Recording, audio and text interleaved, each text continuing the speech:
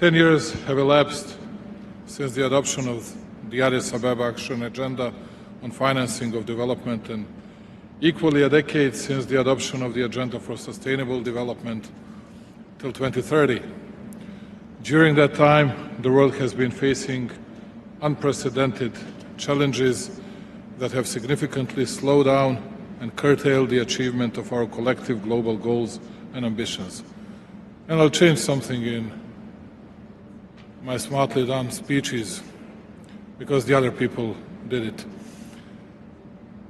Since yesterday afternoon, I was meeting here more than 25 heads of state and heads of government, different bilateral meetings, and we discussed different outstanding issues.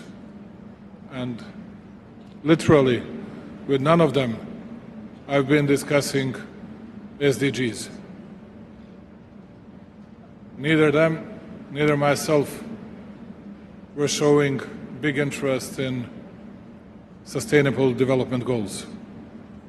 But in outstanding crises, which means wars, different type of brawls, trade wars,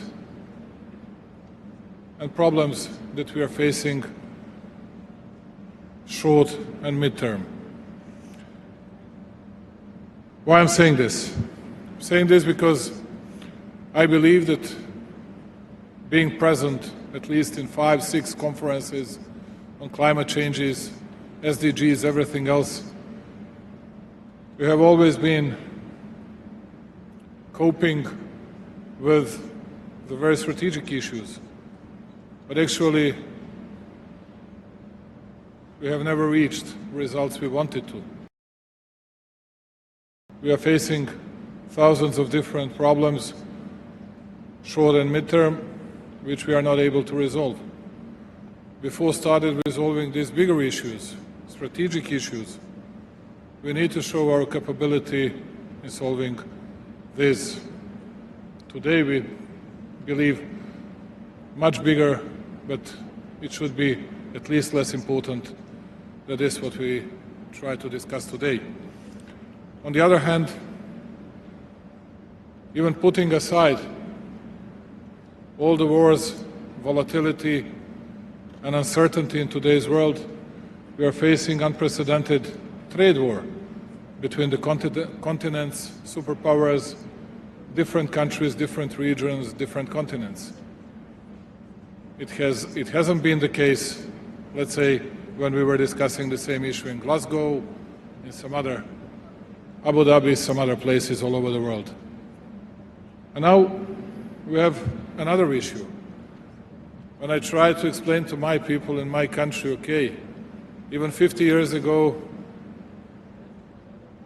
almost all of inhabitants in our region had an access to electricity, power. But in 15 years, if we don't resolve many issues that are creating thousands of hurdles on our way to the future, we won't be able to deliver enough power to our inhabitants and to all of our settlements. And there are very few people that can even believe in that, but this is true. I was saying all this stuff.